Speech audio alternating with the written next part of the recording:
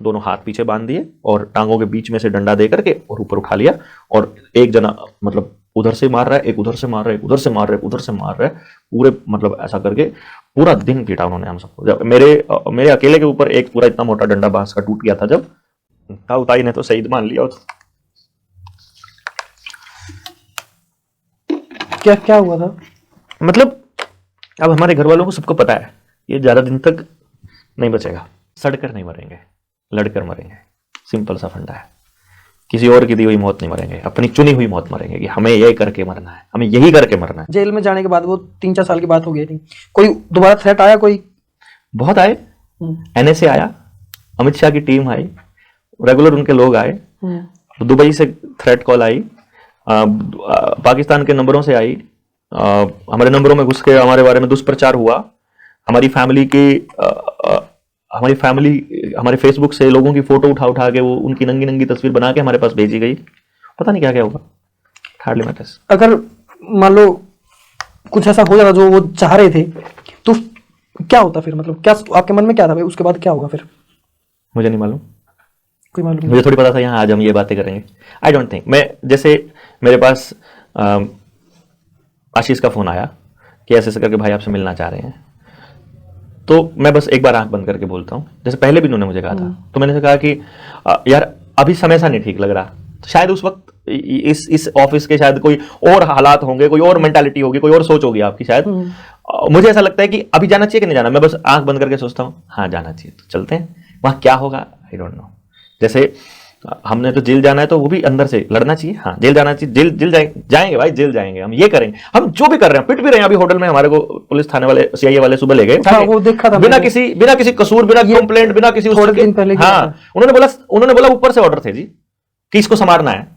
मतलब देखो ना, पूरा दिन पीटा उन्होंने दबा के, जब तक पूरा एक इतना मोटा बांस का लठ नहीं टूट गया। वो थोड़ा बहुत स्टोरी बताओ, कैसे हुआ था वो? कुछ नहीं, वो हम लोग ये आवेदन लगाते हैं बैंकों से, हम ये पूछते हैं कि जो आपने हमें लोन में दिया है ये पैसा ये असली है कि नकली है, बस इतना लिख के दे दो। तुम लिख दो असली है या तुम लिख दो नकली है। तुम ये लिख दो कि जैसा तुमने दिया वैसा ले लो, कुछ तो लिखो इसके ऊपर। वो कुछ लिखा नहीं उन्होंने, नहीं लिखा तो हम एक केस था जिसका मकान की कुड़की होनी थी, मकान की कीमत करोड़ों में थी, उसको 10 लाख रुपए में नीलाम कर रहे थे अपने ही सेटिंग करके बैंक वाले।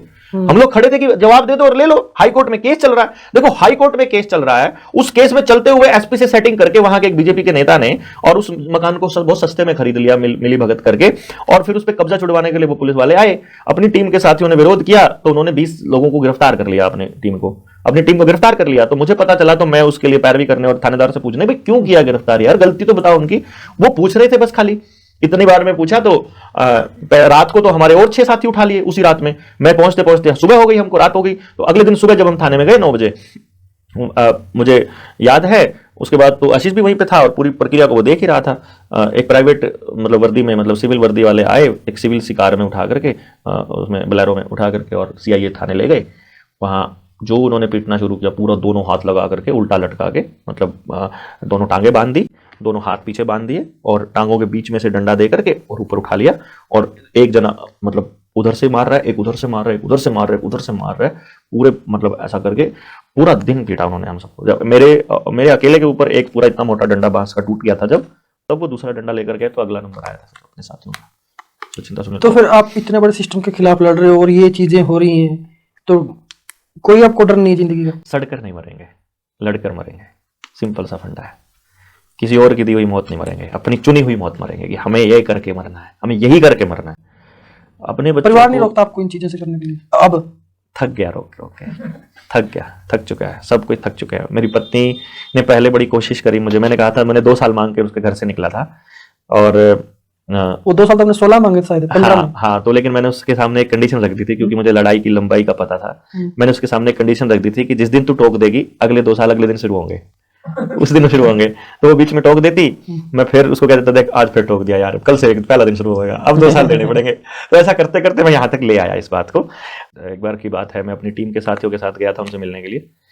तो जब हम गाड़ी में वापस जा रहे थे तो वो साथी बोल रहे थे कि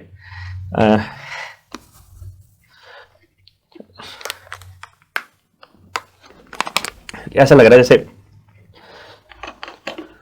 ताऊ ने तो शहीद मान लिया। क्या क्या हुआ था? मतलब अब हमारे घर वालों को सबको पता है ये ज्यादा दिन तक नहीं बचेगा। और जिस दिन इसकी बड़ा बिगुल बचेगा, क्योंकि लड़ाई ये कोई एमएसपी की लड़ाई या तनख्वाह की लड़ाई नहीं है, ये पूरी जनरेशंस की लड़ाई है और उनके 1000 साल की मेहनत को मिट्टी में मिलाने की लड़ाई है। उनके 1000 सालों की मेहनत है, इतने 1000 साल की मेहनत को एक अदना सा आदमी कैसे खत्म कर देगा, या ऐसे मुट्ठी भर लोग कैसे खत्म कर देंगे, कैसे खत्म कर सकते हैं? वो खत्म कैसे होने देंगे? पुलिस उनकी है, प्रशासन उनका है, कोर्ट उनकी है, पूरा तंत्र उनका है, एजुकेशन उनकी है, दवाइयां उनकी है, साइंस उनकी, टेक्नोलॉजी उनकी, सड़क उनकी, कानून उनके, नियम उनके, सब कुछ तो उनका है। अपना क्या, अपन तो एम ही छोड़े हो रहे। फिर मेरा वही कहने का मतलब यही था कि इतने बड़े सिस्टम के खिलाफ लड़ रहे हैं और जो वो चाहते हैं अगर उन्होंने वो कर लिया, कर ले, मेरे भरोसे थोड़ी दुनिया आई है। मैं अपना काम तो करूं ना, मुझे तो समझ में आ गया, मैं अपना काम तो करूं ना। मैं तो उस बात पे खड़ा हूं ना कि जिसपे देखो, जब आप चीजों को समझ जाते हो ना तो आपको दुख भी नहीं होता। जैसे कई बार भावना में आकर के हमें ये लगता है कि जैसे हम भावुक हो जाते हैं। फॉर एग्जांपल अभी मैं इमोशनल होता हूं, तो वो इमोशंस बेसिकली ये लगता है कि वो इस चीज को लेकर के है कि जो शुरू किया अगर वो पूरा नहीं हुआ तो मतलब एक सवाल दिमाग में आ जाता है। फिर मैं ये सोचता हूं कि ये तो पूरा होगा ही नहीं, हो ही नहीं सकता। इसका तो तरीका वही लेना पड़ेगा जो कुदरत ने लिया है, जो उन्होंने लिया है। वो भी तो 1000 साल से कर रहे हैं, वो भी कोई एक ही आदमी थोड़ी लगा हुआ है, उसने अगली जनरेशन को दिया ये चीज, तो मुझे अगली जनरेशन तैयार करनी है।